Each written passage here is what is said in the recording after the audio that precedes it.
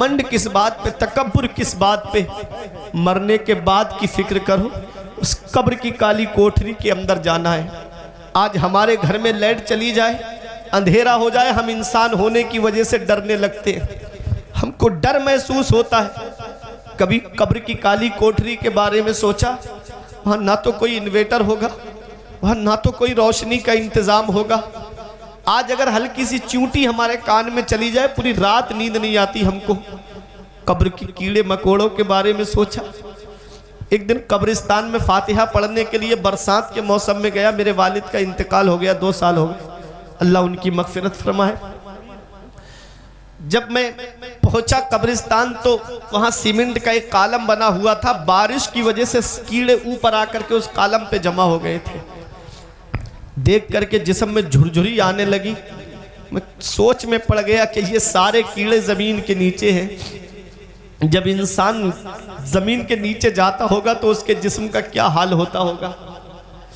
ऐ लोगों, कभी एक बार तन्हाई में जाकर के जब शाम को घर पर जाओ ना, तो एक बार कमरे में अकेले लेटना, लाइट बंद कर देना और आंख बंद करके एक तसव्वुर करना, आंख बंद कर लेना और सोचना कि मैं मर चुका हूं, मैं दुनिया से जा चुका हूं। मेरा वो कीमती लिबास जो कई शोरूम घूम के मैं खरीद के लाया था, वो उतर भी नहीं रहा है, कैंची से काट करके उसे उतारा जा रहा है।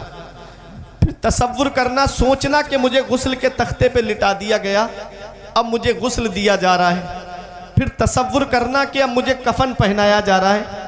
फिर तसव्वुर करना कि मुझको कफन पहना दिया गया है, चारपाई में लिटा दिया गया। अब तसव्वुर करना कि मेरे घर वालों से कहा जा रहा है, मेरी माँ से कहा जा रहा है कि इसका दूध बख्श दो, मेरी बीबी से कहा जा रहा है कि इसका महर माफ कर दो, मेरे बच्चों से कहा जा रहा है आखिरी बार अपने वालिद का चेहरा देख लो। फिर तसव्वुर करना, अब 4 लोग उठा के मुझको कब्रिस्तान लेकर जा रहे हैं और मुझे कब्र के अंदर रख दिया गया, तख्ते लगा दिए गए, मिट्टी डाल दी गई। अब उस काली कोठरी में मैं अकेला लेटा हूं।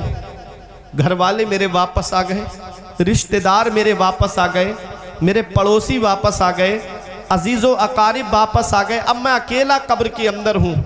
अब मुझे अपना हिसाब देना है, अब मुझे कब्र के अंदर जवाब देना है।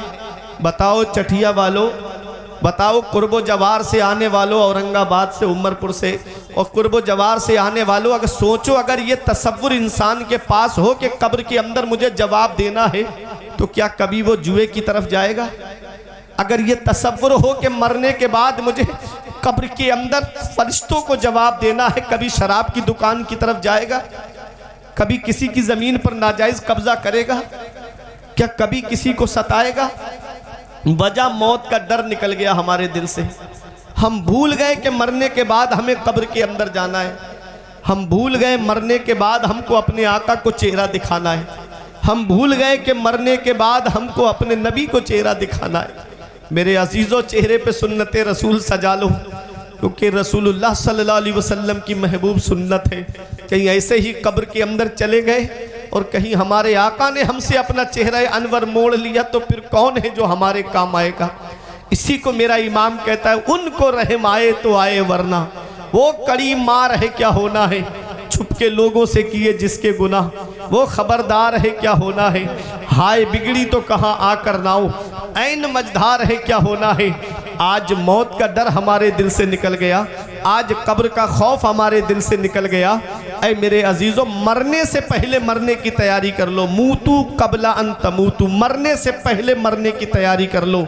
जहाँ बाप बेटे के काम नहीं आता है, जहाँ रिश्तेदार रिश्तेदार के काम नहीं आता है, जहाँ पड़ोसी पड़ोसी के काम नहीं आता है, वहाँ मदीने वाले मुस्तफ़ा अपने गुनाहगार उम्मतियों के काम आते हैं। मेरे आका अपने आशिकों के काम आते हैं। इस हाल में दुनिया से जाओ कि इधर जनाजा उठे तो उधर इमाम साहब कहे गद्दारे मुस्तफ़ा का नहीं, वफादारे मुस्तफ़ा का जनाजा जा रहा है, आशिके रसूल का जनाजा जा रहा है। और इस हाल में जाओ, ये कहते हुए जाओ, ये नाज ये अंदाज हमारे नहीं होते, दामन में अगर टुकड़े तुम्हारे नहीं होते, बेदाम ही बिक जाइए बाजारे नबी में। इस शान के सौदे में खसारे नहीं होते, मिलती ना अगर भीख हुजूर आपके दर से, इस ठाट से मंगतों के गुजारे नहीं होते। नारे तकबीर, नारे मसलके आला हजरत खतीबे हिंदुस्तान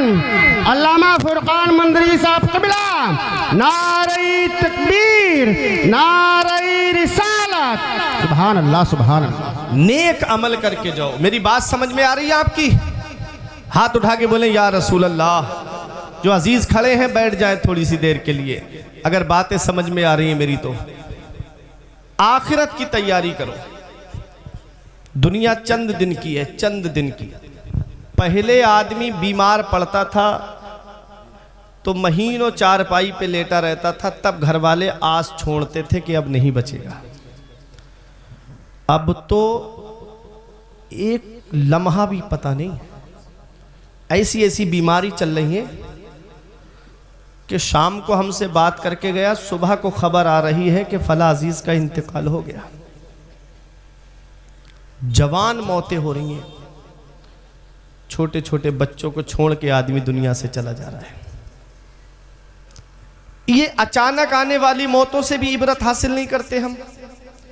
ये अचानक आने वाली मौतों से भी नसीहत हासिल नहीं करते हम। हर वक्त दुनियादारी में पड़े हुए हैं। मेरे नौजवान कानों में ब्लूटूथ लगाएंगे, एयरफोन लगाएंगे, गाड़ी रोड पे तेज दौड़ाते हुए फिरेंगे। कभी सोचा है ये गाने सुनते हुए दुनिया से चले गए और आंख कब्र में जाकर खुली तो कौन है जो तुम्हारे काम आएगा? और रात रात भर मोबाइल की स्क्रीन पे फिल्में देखने वालों, अगर फिल्म देख करके सो गए और आंख कब्र में जाकर खुली तो कौन है जो तुम्हारे काम आएगा? कभी तसव्वुर किया, कभी सोचा? नहीं सोचा। ये मोबाइल का काम क्या है? मोबाइल का सिर्फ दो काम है। मोबाइल के रात में आदमी जब लेटता है, सोता है, तो मोबाइल के सिर्फ दो काम है। रात में फोन आएगा तो या तो खुशी की खबर होगी या गम की खबर होगी। इसके अलावा तीसरा कोई काम तो नहीं है। मुझे तो मालूम नहीं, आपको मालूम हो तो आप जाने। या तो फोन आएगा रात में तो या तो खुशी की खबर होगी कि कारोबार में बहुत फायदा हो गया, या गम की खबर होगी कि तुम्हारा फला अजीज चला गया, या तुम्हारा कारोबार जो है वो तबाह बर्बाद हो गया। या तो खुशी की खबर या गम की खबर, दो काम करता है ये मोबाइल।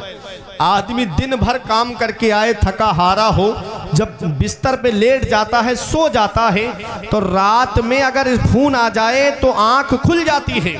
रात में मोबाइल बजे तो आंख खुल जाती है। हमने पूछा उठ कैसे गए? बोले रात में मोबाइल की घंटी बजी, मोबाइल का अलार्म बजा, इसलिए हम उठ गए।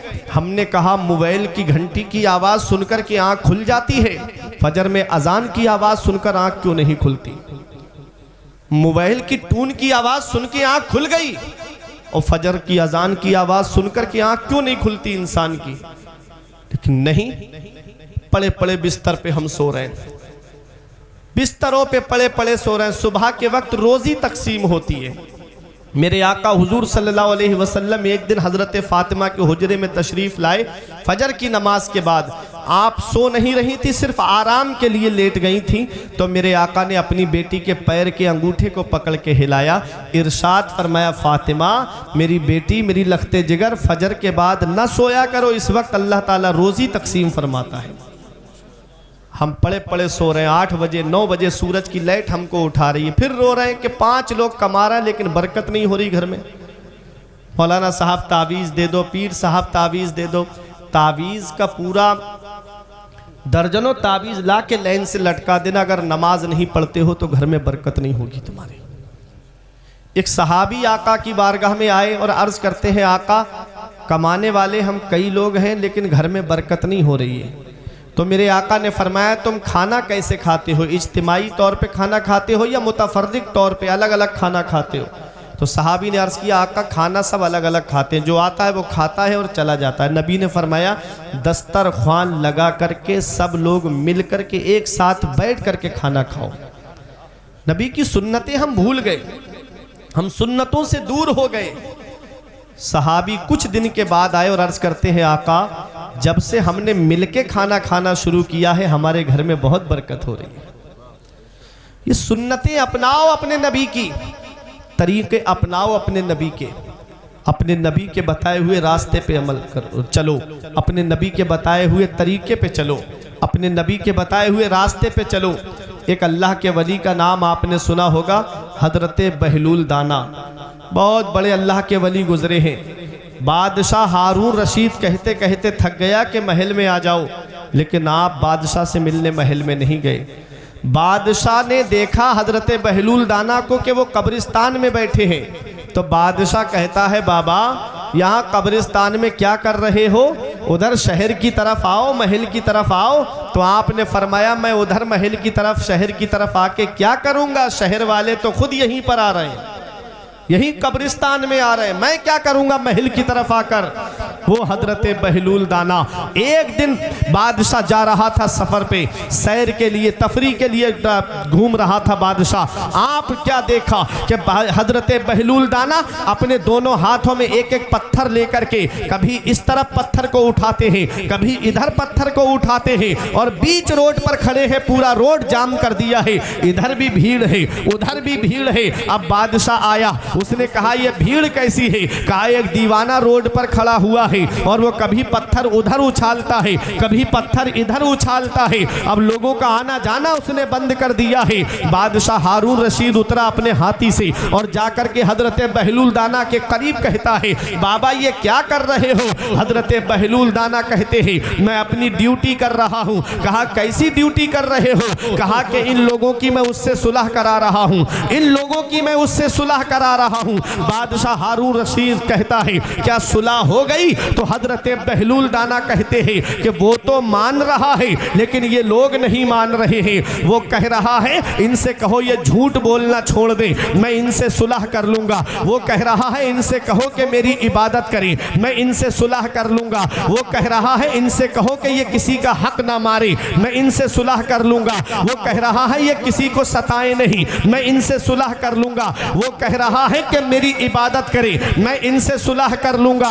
बादशाह हारून रशीद कहता है तो क्या हुआ, कहा वो मान रहा है लेकिन ये लोग नहीं मान रहे हैं। बादशाह चला जाता है। कुछ दिन के बाद में बादशाह ने क्या देखा, वही हजरत बहलूल दाना है लेकिन जगह बदली हुई है। अब रोड पर नहीं है बल्कि कब्रिस्तान के अंदर है और वही काम है, एक इस हाथ में पत्थर और एक इस हाथ में पत्थर और वही खींचम तान मचाए हुए हैं कब्रिस्तान के अंदर। बादशाह हारून रशीद कहता है बाबा अब यहाँ क्या कर रहे हो। तो हजरत बहलूल दाना का जवाब सुनो और अपने अपने आमाल की इस्लाह करो। हजरत बहलूल दाना कहते हैं बादशाह मैंने जगह बदली है लेकिन अपना मिशन नहीं बदला है, अपना काम नहीं बदला है, वही काम कर रहा हूँ जो वहाँ काम कर रहा था। कहा बाबा कौन सा काम, कहा मैं सुलह करा रहा हूँ, मैं सुलह करा रहा हूँ। कहा इन लोगों की उससे सुलह करा रहा हूँ। कहा बाबा क्या सुलह हो गई, कहा अब ये लोग मान रहे हैं कब्रिस्तान में जाने के बाद में, अब वो नहीं मान रहा है,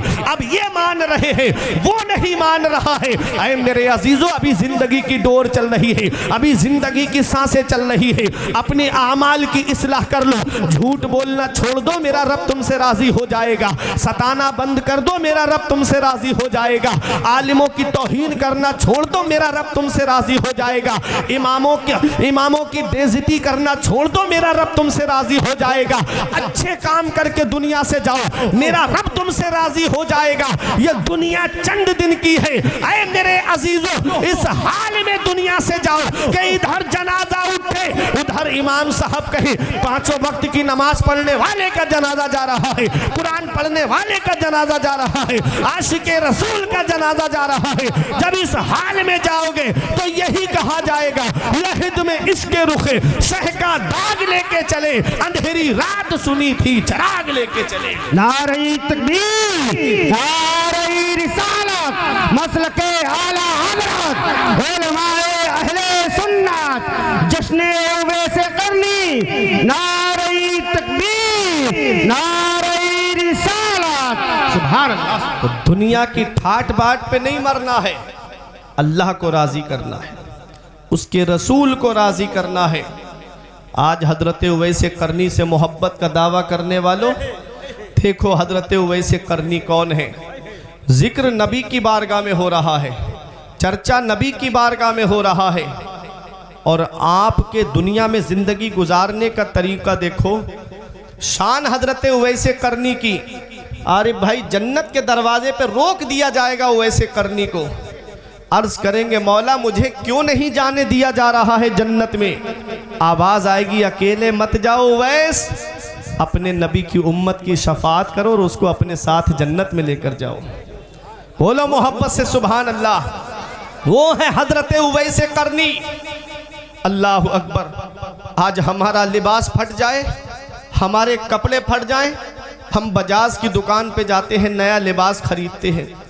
हजरत उवैस करनी का जब लिबास फट जाता तो किसी कपड़े वाले की दुकान पे नहीं जाते थे, बल्कि जहाँ कूड़ा करकट पड़ता था वहाँ जाते थे और वहाँ से कोई पुराना कपड़ा मिलता उसे धोते, पाक करते और उसका पेबंद लगा करके अपने लिबास में रखते थे। मकाम जन्नत के दरवाजे पर रोक दिए जाएंगे। शान देखो वैसे करनी की के जिक्र नबी की बारगाह में हो रहा है और जिंदगी जीने का तरीका देखें आप वैसे करनी का। आज हमें भूख लगती है, हम खाना खाने ढाबों में जाते हैं, होटलों में जाते हैं, अपने घर पे ताज़ा खाना बनवा के खाते। हजरत उवैस करनी को भूख लगती तो आप तालाबों की तरफ जाते थे, जहाँ लोग सब्जी बेचने वाले तालाब में सब्जी धोते थे तो कुछ पत्ते पड़े रह जाते थे, उन पत्तों को खा करके गुजारा करते थे। हजरत उवैस करनी उन पत्तों को खा करके गुजारा करते थे।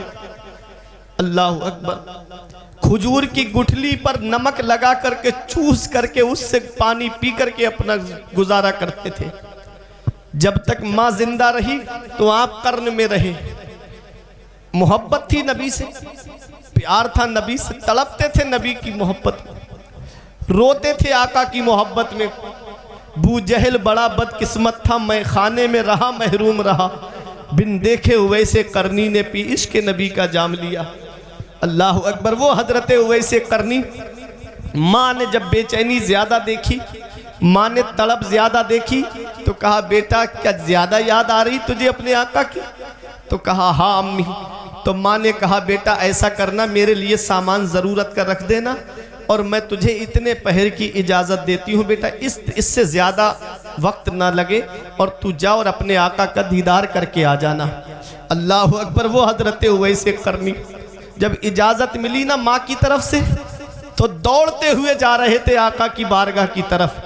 तो दिल ने पुकार के कहा उवैस क्या ऐसे ही जाओगे आका की बारगाह में इतनी तेज दौड़ते हुए? क्या ये मोहब्बत का तकाजा है? अरे उस बारगाह में तो फरिश्ते भी अदब के साथ आते हैं। तब हजरत उवैस करनी अदब के साथ चलने लगे। अल्लाह अकबर। जब पहुंचे आप मदीने शरीफ में तब आपने हुजूर सल्लल्लाहु अलैहि वसल्लम को मस्जिद नबवी शरीफ में तलाश किया, आका मस्जिद नबवी शरीफ में नहीं मिले। फिर आप किसी ने कहा हुजरा आयशा में होंगे, तो हजरत आयशा सिद्दीक़ा रज़ी अल्लाह ताला अन्हा के हुजरा मुबारका के पास बाहर से खड़े होकर के अर्ज़ किया आका का दीदार हो सकता है? तो आवाज़ आई कि आका इस वक्त हुजरे में तशरीफ़ फरमा नहीं है, किसी ज़रूरी काम से बाहर तशरीफ़ ले गए। अल्लाह अकबर। इश्क देखो, मोहब्बत देखो। हम तो सिर्फ जुबानी दावे करते हैं कि हम नबी से मोहब्बत करते हैं। अभी थोड़ी देर पहले आप देखते ना कि लब्बैक या रसूल अल्लाह, लब्बैक या रसूल अल्लाह, ये हमारे नारे थे। माना जानते हो इसका लब्बैक या रसूल अल्लाह का? या रसूल अल्लाह मैं हाजिर हूँ, या रसूल अल्लाह मैं हाजिर हूँ। पांचों वक्त की नमाज पढ़ते हो तो नारा लगाओ कि मैं हाजिर हूँ। चेहरे पे सुन्नत रसूल सजी है तो नारा लगाओ कि हाँ मैं हाजिर हूँ या रसूल अल्लाह। कभी झूठ नहीं बोलते हो तो नारा लगाओ कि हाँ या रसूल अल्लाह मैं हाजिर हूँ। झूठा दावा है, झूठी है मोहब्बत तेरी। जो नबी की मोहब्बत में 2 घंटे जलसे में नहीं बैठ सकते कि वो क्या नबी के नाम पे गर्दन कटाएंगे? सिर्फ दावा करते हैं कि हमको नबी से मोहब्बत है, हमको नबी से प्यार है। मैं बता दूं नबी के गुलाम कैसे होते हैं, नबी के आशिक कैसे होते हैं। मौलाना गुलाम गौस हजारवी एक आलिम दीन गुजरे हैं। अल्लाह अकबर। डॉक्टर ने कहा था कि आपका बेटा थोड़ी देर का मेहमान है, जवान बेटा है। डॉक्टर बोला तुम्हारा बेटा बचेगा नहीं, जिसको घर ले जाओ और आराम से प्यार से बातें करो इसके पास बैठ करके। मौलाना गुलाम गौस हजारवी अपने बेटे को घर लेकर आए, उनकी बीबी रो रही थी और खुद की भी आंखों में आंसू थे। औलाद का गम एक बाप के दिल पे क्या होता है उससे पूछो जिसकी जवान औलाद दुनिया से चली गई हो। अचानक किसी ने दरवाजा खटखटा दिया तो आप जब दरवाजे पे पहुंचे तो एक बूढ़ा आदमी आया हुआ था। पूछा क्या बात, कहा कि मैं यहीं पड़ोस में आपके यहाँ रहता हूँ गांव में, हमारे यहाँ पर एक कादियानी मुबल्लिग आ गया है, वो लोगों के ईमान को लूट रहा है, लोगों का ईमान खतरे में पड़ा हुआ है, उससे मुनाजरा करना है आपको, चलिए लोगों का ईमान चला जाएगा। इधर बेटा थोड़ी सी देर का मेहमान है, उधर कादियानी मुबल्लिग जो मुनाजरे का चैलेंज कर रहा था उससे मुनाजरे की बात हो रही है। आज का कोई होता तो कह देता कि भाई इधर मेरा बच्चा दुनिया से जाने वाला है और तुम जो हो मुझको वहां बुलाने की बात कर रहे हो, लेकिन वो नबी के गुलाम थे, नबी के आशिक थे। अपनी बीबी से कहा लाओ मेरा वो थैला उठाओ जिसमें किताबें रखी हैं और लाओ मेरा असा दो और मैं जा रहा हूँ। अल्लाह अकबर। बेटे ने कहा अब्बा थोड़ी सी देर मेरे पास बैठ जाते, अब्बा थोड़ी सी देर मेरे पास बैठ जाते, मैं थोड़ी सी देर का मेहमान हूँ। तो कहा था बेटा तेरी और मेरी मुलाकात जन्नत में हो जाएगी, अगर यहाँ लोगों का ईमान चला गया तो मैं आका को क्या मुंह दिखाऊंगा, अपने आका को क्या जवाब दूंगा। मैंने इल्म हासिल किया है बेटा, तो मैंने लोगों के ईमान बचाने के लिए ये जिम्मेदारी है मेरे ऊपर, इसलिए बेटा मैं जा रहा हूँ दीन की तबलीग की खातिर। जब चले तो बीबी ने कहा कि शौहर रुक जाते थोड़ी सी देर, लेकिन नहीं, कहा मेरी बीबी मेरी शरीक हयात, मुझे बहुत बड़े फरीज़ा अंजाम देने के लिए जाना है। जैसे ही घर से बाहर निकले उस वक्त जो सवारी चलती थी उसमें बैठे तो कोई दौड़ता हुआ आया और उसने कहा तुम्हारे बेटे का इंतकाल हो गया, थोड़ी सी देर रुक जाओ, उसका नमाज जनाजा दफन के बाद में चले जाना। तब कहा था नमाज फ़र्ज़ किफ़ाया है, कफन दफन फ़र्ज़ किफ़ाया है, वो चंद लोग भी कर देंगे तो हो जाएगा, लेकिन मैं जिस काम के लिए जा रहा हूं वो फ़र्ज़ ऐन है। गए और जब 3 दिन के बाद वापस आए मुनाजरा जीत करके, तो तारीख बताती है कि बीबी ने रो के कहा था कि जब आप जा रहे थे तो बेटा आपको मुड़ मुड़ के देख रहा था, बेटा आपका रास्ता देख रहा था। रोते हुए कब्रिस्तान पहुंचे और जब बेटे की कब्र पे जाकर के फातिहा पढ़ के आए और जब लेटे थोड़ी देर के लिए आंख लग गई तो क्या देखा कि बेटा जन्नत के बागों में से एक बाग में टहल रहा है। पूछा बेटा क्या हाल है तेरा, तो कहा अब्बा जो आप नामूस तहफ़्फ़ुज़ नामूस रिसालत के लिए निकले थे, अल्लाह रब्बुल इज़्ज़त को आपकी ये अदा इतनी पसंद आई है कि अल्लाह ने मुझको जन्नत अता फरमा दी है। ये है नबी की सच्ची मोहब्बत, ये है नबी का सच्चा इश्क। तभी तो मेरा इमाम कहता है उन्हें जाना उन्हें माना न रखा गैर से काम, उन्हें जाना उन्हें माना न रखा गैर से काम। लिल्लाहिल हम्द में दुनिया से मुसलमान गया, लिल्लाहिल हम्द में दुनिया से मुसलमान गया। नबी की मोहब्बत देखनी है, नबी से इश्क देखना है, नबी से सच्चा प्यार देखना है, तो हजरत उवैस करनी को देखो। हजरत उवैस करनी बेचैन हो जाते हैं जब नबी का दीदार नहीं होता है। माँ से जो वादा करके आए थे वो वक्त पूरा होता जा रहा है, वहाँ से वापस आ गए, आंखों में आंसू थे। जब निकले मदीने शरीफ से मेरे आका तशरीफ लाते हैं, इरशाद फरमाते हैं आयशा क्या कोई आया था? अर्ज करती हाँ या रसूल अल्लाह एक आए थे, उन्होंने मुझे अपना नाम नहीं बताया। मैंने पूछा अपना नाम तो बताओ, तो कहते मेरा नाम आका को मालूम है, मेरे आका मेरे बारे में जानते हैं। मेरे आका ने इरशाद फरमाया मेरा उवैस आया था, मेरा उवैस आया था। अल्लाह अकबर। वो हजरत उवैस करनी है। हजरत उवैस करनी की जब माँ का विसाल हो गया तब आपने कर्न को छोड़ दिया, कोई एक जगह मुकर्रर नहीं की, जगह जगह अल्लाह की इबादत करते रहते थे, जगह जगह अल्लाह रब्बुल इज़्ज़त की इबादत करते थे। ढूंढने वाले उनको ढूंढते लेकिन आप उनको मिलते नहीं थे। अल्लाह अकबर। कौन उवैस करनी है? आओ जरा देखो, जब आप हजरत उमर फारूक आजम का दौरे खिलाफत आता है तो आपने हज के मौके पे तमाम हाजियों से फरमाया कोई हाजी अरकान हज अदा करने के बाद जाए नहीं, मुझे ज़रूरी बात करनी है। तमाम हाजी ठहर जाते हैं बुकुबैस पहाड़ी के नीचे। हजरत उवैस करनी के ताल्लुक से उमर फारूक आजम में पूछ रहे हैं, तमाम हाजी बैठ जाएं। वो हाजी खड़े रहे जो यमन से आए हैं, यमन के हाजी खड़े हो गए, वो डर रहे हैं हमको क्यों खड़ा किया जा रहा है। आप फरमाते हैं अब यमन के हाजी बैठ जाएं। वो खड़े रहे जो यमन में कर्न से आए हैं। अल्लाह अकबर। कर्न से एक बूढ़ा शख्स खड़ा होता है, ये हजरत उवैस करनी का चचा था, उससे उमर फारूक आजम पूछते हैं क्या तुम उवैस को जानते हो? तो कहा कि हाँ उवैस नाम का मेरा एक भतीजा है जिसको लोग दीवाना कहते हैं, जिसको लोग पागल कहते हैं। अल्लाह अकबर। आप उसके बारे में क्यों पूछेंगे अमीरुल मोमिनीन? वो तो इस लायक नहीं है कि उसका जिक्र आपकी बारगाह में हो, वो तो इस लायक कहाँ है कि आपकी बारगाह में उसका चर्चा हो। हजरत उमर फारूक आजम की आंखों में आंसू आ गए। फरमाते जिसको तुम दीवाना कह रहे हो, जिसको तुम पागल कह रहे हो, मैं उसी उवैस की बात कर रहा हूँ, मैं उसी उवैस का जिक्र कर रहा हूँ, मैं उसी उवैस का नाम ले रहा हूँ। क्यों उनको दीवाना कहते थे लोग? वो हजरत उवैस करनी जब गलियों से गुजरते थे तो बच्चे उन पर पत्थर मारा करते थे। हजरत उवैस करनी बच्चों से फरमाते ए बच्चों मुझे मोटे मोटे पत्थरों से न मारा करो, जब मुझे मोटे मोटे पत्थरों से मारते हो मेरे जिस्म से खून निकलता है, बहता है, मेरा वुजू टूट जाता है, मुझे वुजू करना पड़ता है, मुझे छोटे छोटे पत्थरों से मारा करो ताकि मुझे चोट लगे लेकिन मेरा वुजू ना टूटे। अल्लाह अकबर। वो हजरत उवैस करनी, खौफे खुदा का आलम देखिए उनका कि हजरत उवैस करनी जब गलियों से गुजरते तो कुत्ते भौंकते थे उनके ऊपर, कभी कुत्तों को जवाब नहीं दिया चठिया वालों उवैस करनी ने। एक दिन जवाब दिया कुत्तों को और कहा है कुत्तों मेरे ऊपर भौंका ना करो, अभी तुम नहीं जानते हो कि मैं तुमसे बेहतर हूं या तुम मुझसे बेहतर हो। हजरत उवैस करनी फरमाते हैं ऐ कुत्तों सुनो, अगर कल पुल सिरात में पार नहीं कर पाया तो तुम मुझसे बेहतर हो, और अगर मैं पुल सिरात पार कर गया तो कुत्तों मैं तुमसे बेहतर हूं। ये हजरत उवैस करनी का मकाम है, ये हजरत उवैस करनी की शान है, ये हजरत उवैस करनी की अजमत है।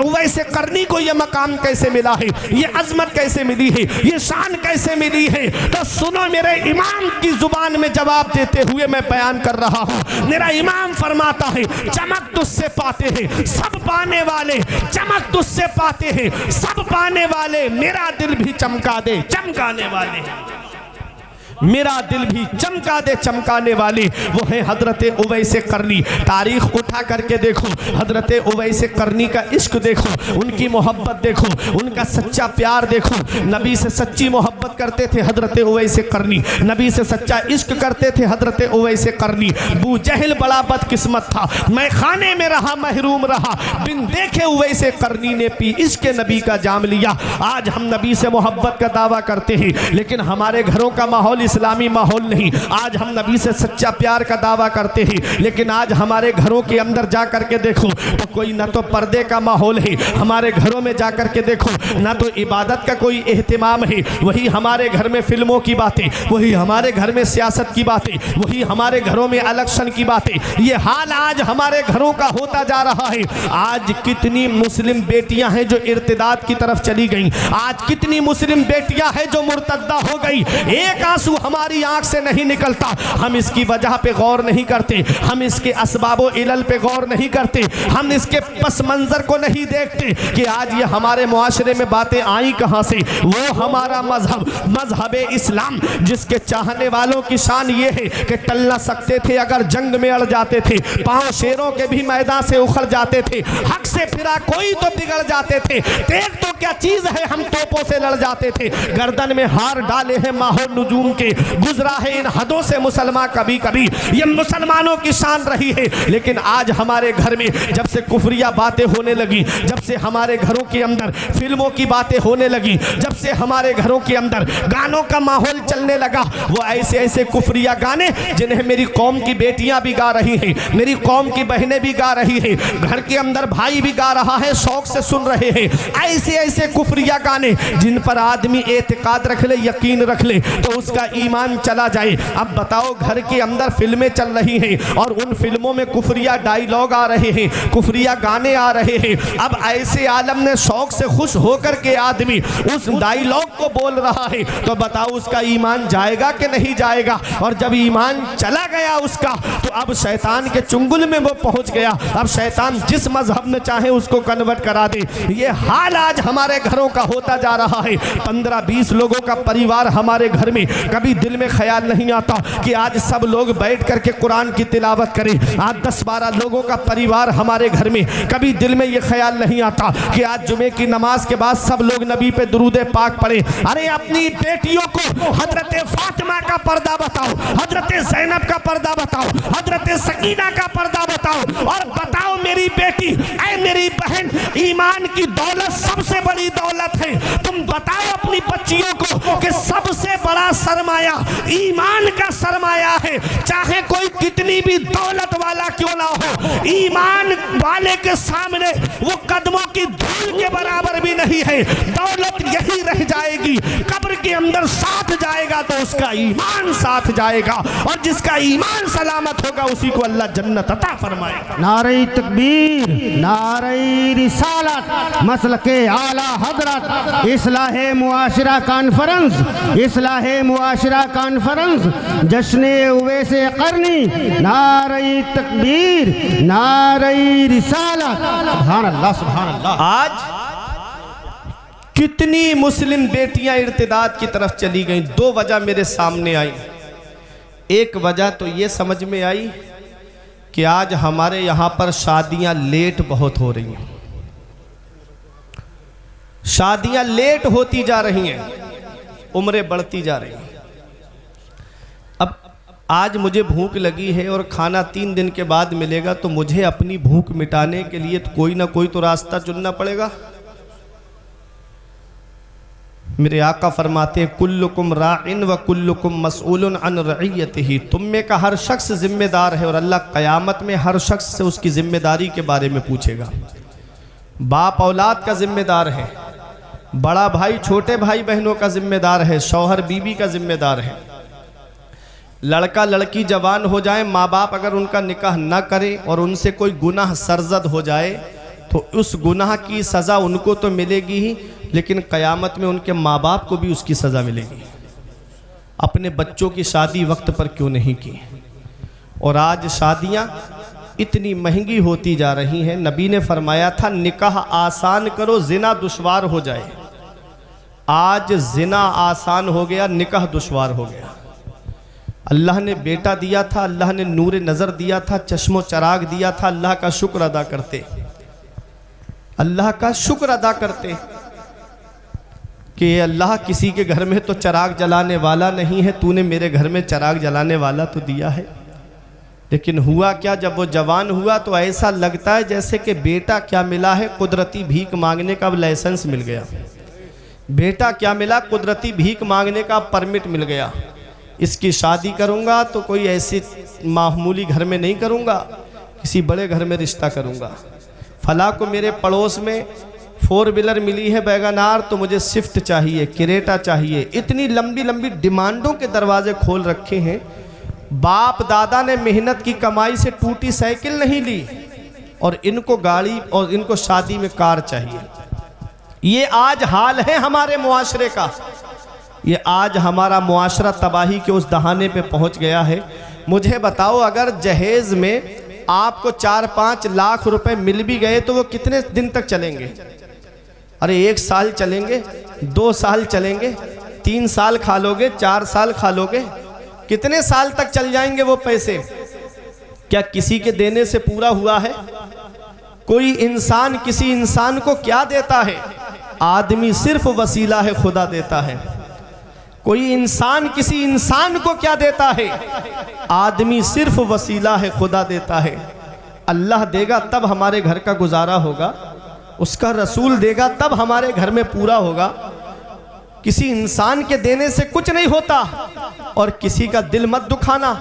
मौलाना रूम फरमाते अज हजार हा काबा यकदिल बेहतरस्त, दिल बदस्त आबुर के हज अकबरस्त। किसी मुसलमान का दिल रख लेना, किसी मुसलमान का टूटा हुआ दिल जोड़ देना, ये हज अकबर है। अल्लाह बड़े वाले हज का सवाब अता फरमाता है।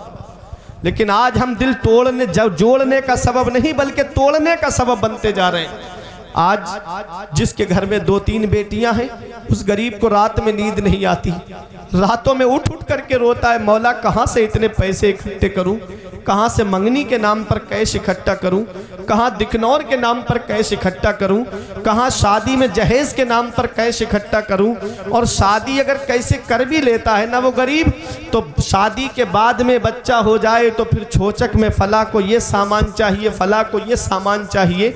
एक बेटी की शादी में इतना कर्ज हो जा रहा है उस गरीब आदमी पर कि और बेटियों के बालों में चांदी उतर आ रही है, बाल सफ़ेद पड़ने लगते हैं, लेकिन उनकी शादी का नंबर तक नहीं आता। ये हाल है आज हमारे मुआशरे का। अल्लाह अकबर, जब मुस्लिम बेटियां अपने बिस्तरों पे आंसू बहाती होंगी तो क्या मेरे नबी को तकलीफ नहीं पहुंचती होगी? क्या पैगंबर इस्लाम को तकलीफ नहीं पहुंचती होगी?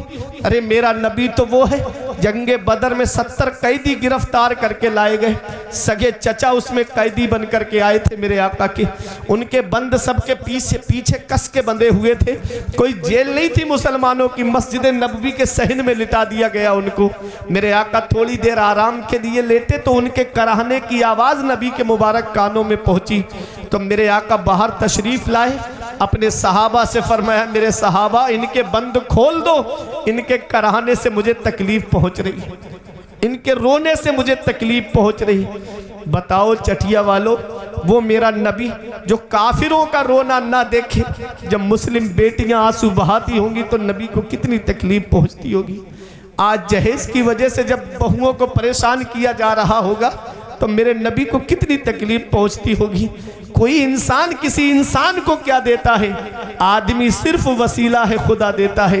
इन अहसनतुम ले अनफुसिकुम व इन असातुम फलहा।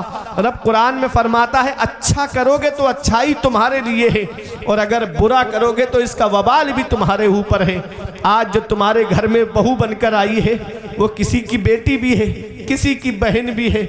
आज अगर तुम किसी की बेटी, किसी की बहन को परेशान करोगे तो कहीं ऐसा ना हो कि तुम्हारी बेटी, तुम्हारी बहन जब किसी दूसरे के घर में ब्याह करके जाए तो कहीं उसको परेशानी ना उठाना पड़े। ऐ मेरे अजीजों, एक पैगाम है मेरा, ये जहेज की लंबी लंबी डिमांडों के दरवाजे बंद कर दो। जो तुम्हारी किस्मत में है वो तुमको मिलेगा। मौला अली शेर खुदा फरमाते हैं, किस्मत का रिस्क इंसान को ऐसे तलाश करता है जैसे मरने वाले को मौत तलाश करती है। ये मौला अली शेर खुदा का फरमान है।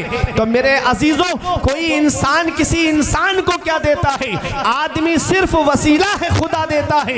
एक साहब मुझसे बोले, मौलाना मुझे मोटरसाइकिल चाहिए शादी में, मैं मांगी हुई गाड़ी पे बैठूंगा। मैंने कहा परेशान मत हो, मेरे साथ में चलो मस्जिद में, जुमे में 1 जुमा 2 जुमा 3 जुमा तकरीर करूंगा और ऐसी तकरीर करूंगा तुम मस्जिद के दरवाजे पे रुमाल बिछा के बैठ जाना। 3 जुमों में इतने पैसे इकट्ठे कर दूंगा कि एक मोटरसाइकिल तुम्हारे लिए आ जाएगी।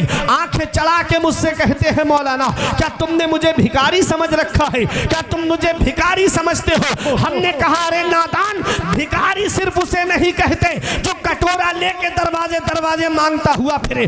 भिखारी सिर्फ उसे नहीं कहते जो चौखट चौखट मांगता हुआ फिरे। भिखारी सिर्फ उसे नहीं कहते अरे जो झोली फैला करके दुकान दुकान मांगता हुआ फिरे। भिखारी उसे भी कहते हैं जो जहेज की लिस्ट बना करके ससुराल के दरवाजे पे मांगता हुआ फिरे, जो जहेज की लिस्ट बना करके ससुरालियों से मांगता हुआ फिरे। मैंने कहा, अरे नादान, मैं मांगने से मना नहीं करता, मांगना मोमिन की शान है, लेकिन इन दुनिया वालों से क्या मांगता है? ये 1 लाख 2 लाख दे भी देंगे तो 1-2 हफ्ते में खत्म हो जाएंगे, 1-2 महीने में खत्म हो जाएंगे। मैं मांगने से मना नहीं करता, मांगना मोमिन की शान है, लेकिन कहाँ मांगना चाहिए ये मुझसे मत पूछो, ये नकीब अहले सुन्नत कारी आरिफ रजा से मत पूछो, ये इन उलमाए किराम से मत पूछो, ये अतहर जमाली से मत पूछो, अरे ये शाहजी मियाँ से मत पूछो। अरे चलो बरेली शरीफ चलते हैं, आला हजरत से पूछते हैं, ऐ मेरे इमाम, हम मांगे तो कहाँ मांगे, कौन हमें देगा? तो आज भी गुंबद रजा से आवाज आती है, कौन देता है? देने को मुँह चाहिए। कौन देता है? देने को मुँह चाहिए। देने वाला है सच्चा हमारा नबी। नारे तकबीर, नारे रिसालत, मसलकी आला हजरत उलमाए अहले सुन्नत खतीबे हिंदुस्तान अल्लामा फुरकान रजा मंदरी साहब क़िबला। नारे तकबीर, नारे रिसालत। कौन देता है देने को मुंह चाहिए, देने वाला है सच्चा हमारा नबी। अल्लाह देगा तब हमारे घर का गुजारा होगा, रसूलुल्लाह देंगे तब हमारे घर का गुजारा होगा। एक आले रसूल से सैयदजादे से हातिम ताई के पोते ने कहा कि मेरा दादा वो है जो 7 दरवाजों से बांटता है, और बांटने की शान ये है कि लेने वाला एक दरवाजे पर लेके दूसरे पे आ जाए तब भी देता है, तीसरे पर आए तब भी देता है, चौथे पर आए तब भी देता है, 7 दरवाजों पर बारी बारी आ जाए तो मेरा दादा मना नहीं करता है, ये उसकी सखावत है तब भी देता है। तो आले रसूल ने कहा, सैयदजादे ने कहा, अरे वो तेरा दादा है दादा जो 7 दरवाजों से बांटता है, तब भी साइल का सवाल पूरा नहीं होता है, उसकी ख्वाहिश पूरी नहीं होती है। एक दरवाजे से लेकर के 7 पे बारी बारी आता है तब भी ख्वाहिश पूरी नहीं होती है। अरे मेरा नाना वो है जो एक दरवाजे से बांटता है, एक चौखट से बांटता है, और बांटने की शान ये है कि मांगने वाला एक बार मेरे नाना की चौखट पर आ जाए, कयामत तक किसी के सामने हाथ नहीं फैलाता है। वाह क्या जूदो करम है सहे बतहा तेरा, वाह क्या जूदो करम है सहे बतहा तेरा, नहीं सुनता ही नहीं मांगने वाला तेरा, नहीं सुनता ही नहीं मांगने वाला तेरा। वही रब है जिसने तुझको हमतन करम बनाया, हमें भीख मांगने को तेरा आस्था बताया, तुझे हमद है खुदाया, तुझे हमद है खुदाया। तो मांगना है अल्लाह से मांगो, मांगना है रसूलुल्लाह से मांगो, अल्लाह देगा उसका रसूल देगा तब हमारे घर का गुजारा होगा। कोई इंसान किसी इंसान को क्या देता है, आदमी सिर्फ वसीला है, खुदा देता है। तो जब बच्चों की शादी करो तो ये जहेज़ की लिस्ट बना करके नहीं मांगना है, बल्कि कहना है कि अल्लाह का दिया हुआ मेरे घर में सब कुछ है, बस एक बेटी की कमी है जो तेरे घर लेने आया हूँ। जब ये जुमला बोलोगे ना तो आने वाली बहू तुमको सास ससुर का नहीं बल्कि अपने माँ बाप का दर्जा देती हुई नजर आएगी। होता क्या है कि उसे जहेज़ के नाम पर उसके बाप को माँ को खून के आंसू रुलाए जाते हैं। यही वजह है कि 1-2 हफ्ता नहीं गुजरता बहू अपना चूल्हा अलग कर लेती है। अब ये साहब परेशान फिर रहे हैं कि मौलाना साहब कोई आमिल बता दो, कोई मौलाना बता दो, कोई पीर साहब बता दो, मेरा बेटा मेरे हाथ से चला गया। हमने कहा क्या हुआ? बोले उस पर मेरी बहू ने करा दिया, अब वो अपने कब्ज़े में कर लिया है उसने। हमने कहा इसमें उसकी कोई गलती नहीं है। कहने लगे तुम भी मौलाना साहब ऐसी बातें करने लगे, मेरा पला पलाया बेटा चला गया, ना माँ से बात करता है ना बाप से बात करता है, और तुम कह रहे हो इसमें उसकी कोई गलती नहीं है। हमने कहा हाँ, जब कोई इंसान किसी चीज़ की बोली लगवाता है ना तो जो उसकी कीमत अदा करता है उस पर किसका हक होता है? ये मेरा मोबाइल है, मैं इसकी बोली लगवाऊं तो जो मुझे इसकी कीमत देगा उसका मालिक वो बन जाएगा कि नहीं बन जाएगा? तुमने अपने बेटे की बोली लगवाई, उसके बाप ने उस बोली को पूरा किया, अब उस पर उस लड़की का कब्ज़ा नहीं होगा तो किसका कब्ज़ा होगा? काश सुन्नत के मुताबिक अपने बच्चों की शादी करते। शादी करो तो ऐसी करो सादगी के साथ जैसे अली का अक्द हुआ फातिमा के साथ। कोई इंसान किसी इंसान को क्या देता है? आदमी सिर्फ वसीला है, खुदा देता है। जरदार देख कर ना जमींदार देख कर, रिश्ता करो नबी का वफादार देख कर, रिश्ता करो नबी का वफादार देख कर। इंसान बकरा ईद के मौके पे जो बकरा लाता है, अगर 2-3 महीने पहले ले आए तो वो बकरा इतना हिल जाता है घर वालों से, इतना लगाव हो जाता है घर वालों को उस बकरे से कि उसकी कुर्बानी के वक्त सब घर वाले अंदर चले जाते हैं या बाहर चले जाते हैं, उसको देख नहीं पाते कुर्बान होते हुए। मैंने भी इमामत की है अल्हम्दुलिल्लाह, मैंने भी ऐसे हालात मंजर देखे हैं। एक जगह मैं गया तो वो पूरा घर बाहर चला गया। हमने कहा क्यों चले गए?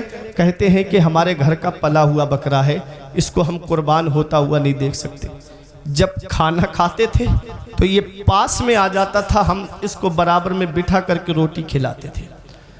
समझना चटिया वालों, एक जानवर जो 5-6 महीने हमारे पास रहे तो हमें उससे उतना लगाव हो जाता है, इतनी मोहब्बत हो जाती है कि हम उसे कुर्बान होता हुआ नहीं देख सकते। एक बाप से पूछो जो अपनी बेटी को 17-18 साल तक अपने सीने से लगा के रखता है, जो अपने जिगर के टुकड़े की हर ख्वाहिश को पूरा करता है, जब जहेज की वजह से उसकी बेटी को सताया जाता होगा तो एक बाप के दिल पे क्या बीतती होगी? एक बाप के दिल पे कैसी गुजरती होगी? बेटियां जहमत नहीं है, बेटियां अल्लाह की रहमत है। अरे जुल्मते वक्त में तनवीर बन के आती हैं, खुशनुमा जीस्त की तहरीर बन के आती हैं। बेटियों से जिन्हें नफरत है ये बतला दो उन्हें, बेटियां बाप की तकदीर बन के आती हैं। बेटियों से जिन्हें नफरत है ये बतला दो उन्हें, बेटियां बाप की तकदीर बन के आती हैं। महक रहा है दिलों का जहान बेटी से, जमाने भर में बड़ी घर की शान बेटी से। जरूरी ये नहीं बेटों से नाम रोशन हो, मेरे नबी का चला खानदान बेटी से। जरूरी ये नहीं बेटों से नाम रोशन हो, मेरे नबी का चला खानदान बेटी से।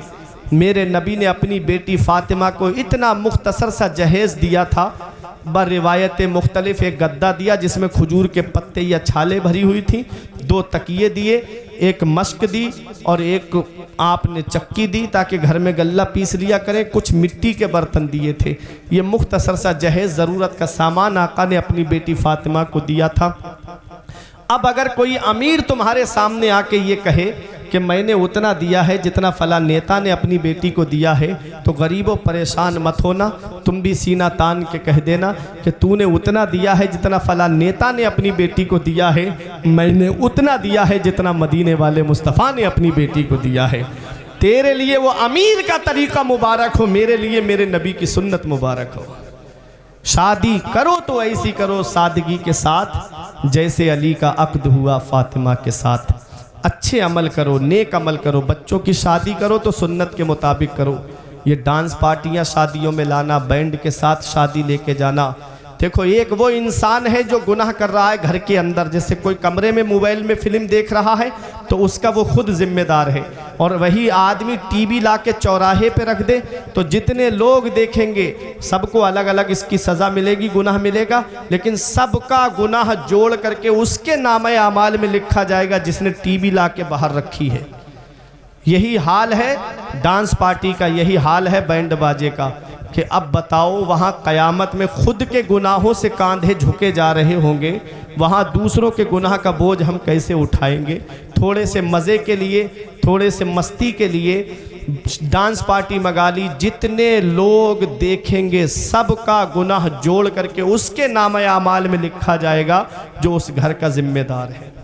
बाप औलाद का जिम्मेदार है, बड़ा भाई छोटे भाई बहनों का जिम्मेदार है, शौहर बीवी का जिम्मेदार है।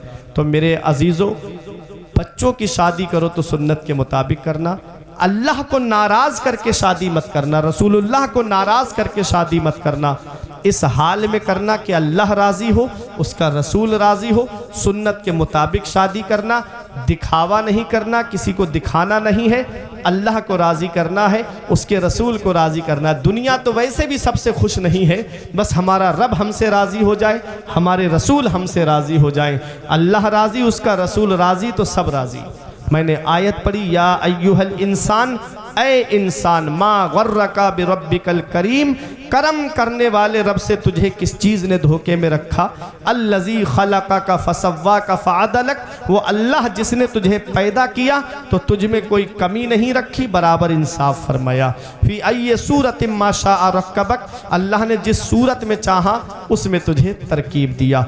दुआ करता हूँ परवरदिगार आलम की बारगाह में कि मेरे कुछ अर्ज़ करने में सबक़त लिसानी की वजह से या बतक़ाज़ाए बशरियत कोई गलती हो गई हो तो मौला मुझे माफ़ फरमाए। अस्तग़फिरुल्लाह रब्बी मिन कुल्ले ज़ंबे व अतूबु इलैह। मेरे साथ मिलके कलमा तो ये पढ़े, ला इलाहा इल्लल्लाह मुहम्मदुर रसूलुल्लाह सल्लल्लाहु ताला अलैहि वसल्लम। ये ज़िंदगी सवारी दिलशाद कीजिए, लम्हात ज़िंदगी के ना बर्बाद कीजिए। जब मकसद हयात इबादत खुदा की है, पढ़िए नमाज, मस्जिदें आबाद कीजिए। सभी के सामने एक दिन ज़रूर आता है, ये हुस्न फ़ानी है लेकिन गुरूर आता है। किसी क्रीम से पाउडर से कुछ नहीं होता, नमाज पढ़ने से चेहरे पे नूर आता है। किसी क्रीम से पाउडर से कुछ नहीं होता, नमाज पढ़ने से चेहरे पे नूर आता है। हक नुमाई से कभी दूर नहीं हो सकता, गैर के सामने मजबूर नहीं हो सकता। जो लगाता है चेहरे पे वुज़ू का पानी, उसका चेहरा कभी बेनूर नहीं हो सकता।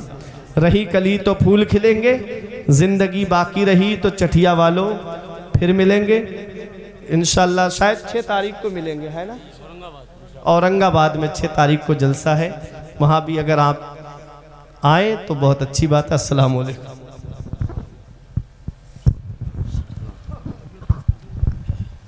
लौट के मगरिब से सूरज फिर